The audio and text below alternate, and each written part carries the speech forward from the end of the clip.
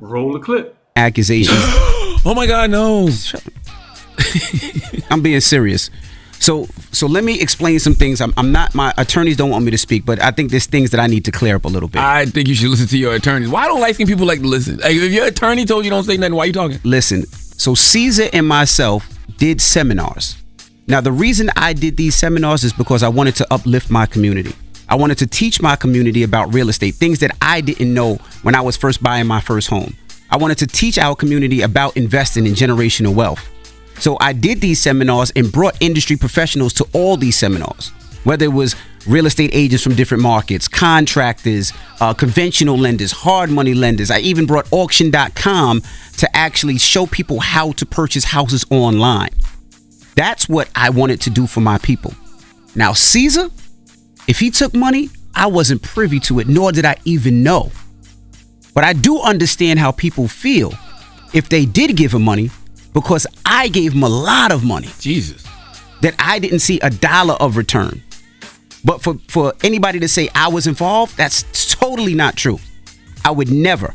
I've been on this radio I've been on radio close to 30 years, and never in my 30 years time did I do nothing but try to uplift people and show people a different way through the business mind. And I would never take a dollar from somebody. I could be wrong, but I didn't see nobody accusing you of taking money. I just saw them say that they met Caesar because they heard you talking about Caesar. Nah, they basically said I was privy to it, and that wasn't true. Not at all. I from what I read in actual court papers, I didn't see that. They said that all these people are saying that they met Caesar because of you. Right, and they're saying I don't that see nobody accusing you of taking no money. To the point where if you read the court documents, Caesar wrote an affidavit that says DJ Envy, Rashawn Casey, had no knowledge of me investing people's money. I saw that too. He wasn't there. He wasn't part of those conversations. He wasn't even nowhere in those meetings. And those are documents that's out there. So if we're going to talk about truth, let's talk about the truth. And those are the documents out there. And well, I know you can't talk about the truth yet because your lawyers don't want you talking at all. So the smart thing to do is, I understand you want to say something to the listeners, and I'm sure the listeners appreciate it. But man, just wait until all the dust settles. And when all the dust settles, then we can get on this radio and have a real conversation. Until then, I don't think you should be saying any of this, but that's just me.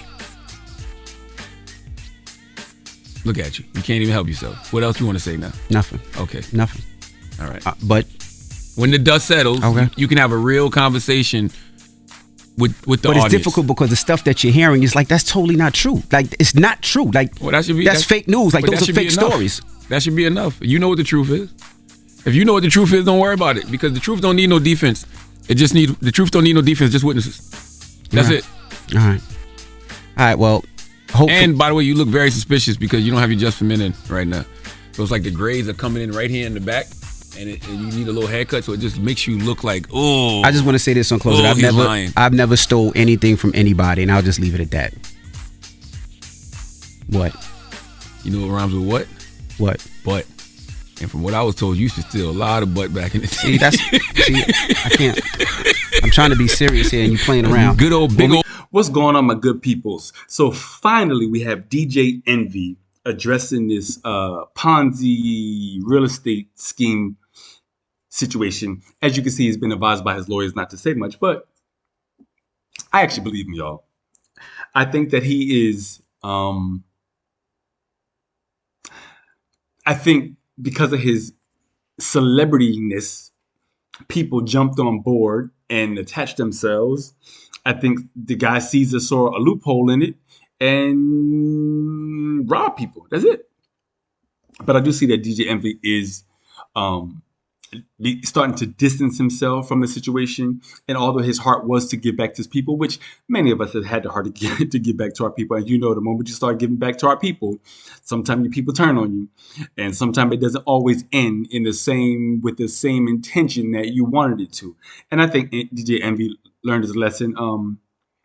I applaud him for at least attempting to share his information and knowledge with us. But, it's one of them things that if he would have kept it real small, he probably wouldn't have reached as many people. Maybe he did get a little greedy with the whole network marketing kind of idea. Because anytime you're doing a seminar and now you begin to upsell services, that's network marketing. That's network marketing, in either case, I do think he's innocent, guys. I think that Caesar is going to have hell to pay. I think Caesar intentionally ripped people off. And looking at some of the reading about some of the things that Caesar has done in his lifetime, hustling is not new to him, y'all. But I believe DJ Envy on this one, y'all. You tell me what you think. Tell me, is he fully responsible? I believe him. I do think that he had the honest intention, as I already said. I'm not going to repeat myself because I have a tendency to repeat myself, my people. But anyway, I'm happy to at least see he publicly addressed it. I look forward to coming back and to having this conversation again when he lays everything out on the table. And once this court case is over, he gets his complete distance. He can now talk about it. But I did see that he is, even though Charlamagne was being an ass, I do see that DJ Envy did have some type of emotion behind it. He did feel really, really bad that people were getting ripped off, and then his name was attached to it because that's not his brand. Anyway, y'all let me know your thoughts. Thank you, y'all, for checking this video out. I'll be back with another one. Subscribe, y'all. Bye.